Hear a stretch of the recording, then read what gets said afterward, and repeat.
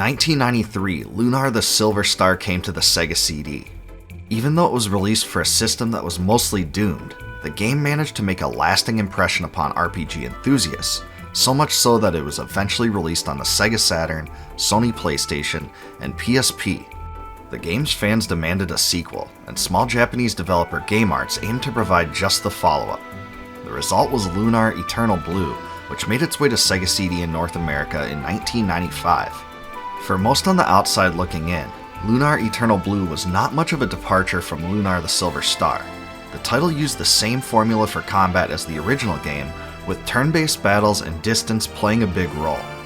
Each of the characters has a unique set of special attacks or magic, all of which expend magic points. Some of them can target single enemies, others can affect zones of enemies, and yet others can hit all enemies on the screen at the same time. Also, the cast of characters represented many of the same archetypes found in the original game, with some exceptions.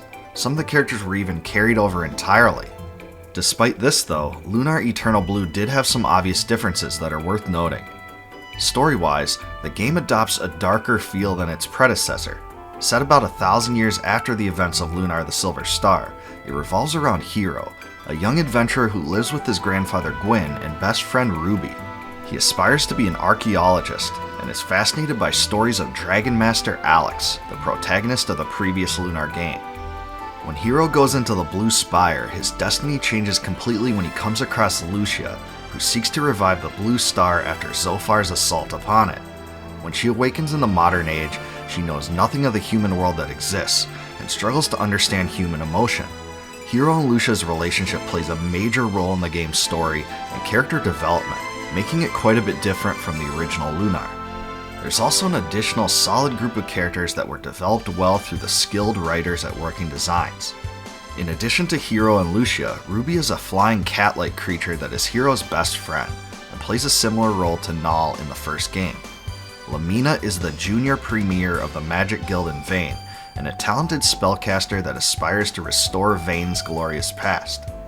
Leo is a White Knight of Althena's Guard, a group charged with bringing the message of the goddess Althena to the land. Ronfar is Leo's best friend, once a priest of Althena but now a degenerate gambler. Jean is a dancer who is also a skilled martial artist.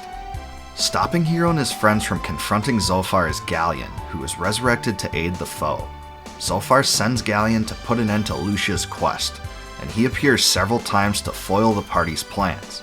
There are also some important storyline twists that involve him, but I won't reveal them here. Because he's my favorite character in the Lunar series, I was very glad to see this character brought back for the second title. It was only fitting. Overall, I thought the game did a very good job of presenting a distinctive story that was different from the first game, and even though some of the same themes remained apparent, this was refreshing. One example is the copious amount of humor that's used throughout the game. Though there's probably a relatively smaller amount compared with the first title, it will please fans expecting it. In this way, Lunar's dichotomy between a lighthearted tale and a darker story reminded me a bit of Secret of Mana compared to Secret of Mana 2. Like the first Lunar game, Lunar Eternal Blue was also brought to the PlayStation in the form of an incredible collector's package. This one included the game discs, full-color hardbound instruction manual, making of documentary disc, cardboard character standees, cloth map, soundtrack, and even a replica of Lucia's pendant. Without missing a beat, Working Designs showed their level of commitment to a great product once again. Ask anyone that had the game on the PlayStation, and I promise they will remember this part of the presentation. Like the first Lunar game, the soundtrack is one of the game's most redeeming aspects.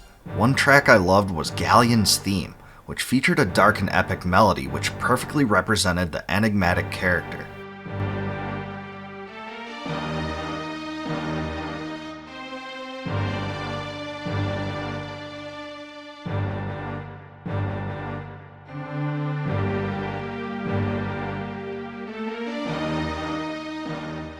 This contrasts starkly with Crowded Street Corner, a completely upbeat tune.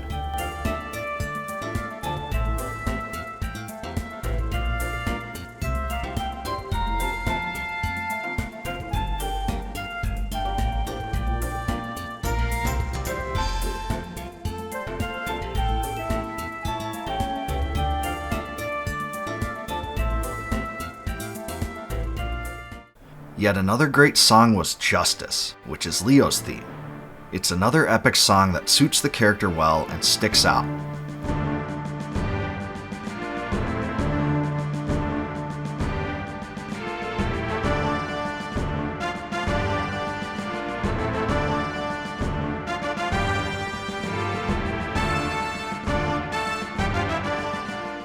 Also, like the original game, Lunar Eternal Blue contained about 50 minutes of voice-acted dialogue, which was an aspect that made the series unique.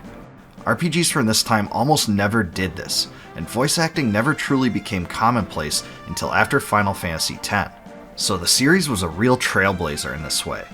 The voice acting just gave the story more character and depth than otherwise would have been there, and was obviously done by talented people with passion for their characters. In this way, like all others, Working Designs proved that they were perfectionists obsessed with creating a quality product. I'd really be missing the mark with this review if I didn't mention a novel aspect of Lunar Eternal Blue, one that wasn't replicated by other RPGs that I know of. I'm referring to the game's epilogue, a segment of the story that can only be accessed after defeating the end boss of the normal game. It would have been easy for the developers to offer this as a mere extra without paying much attention to it, but instead of doing so, they crammed some of the best character development into it.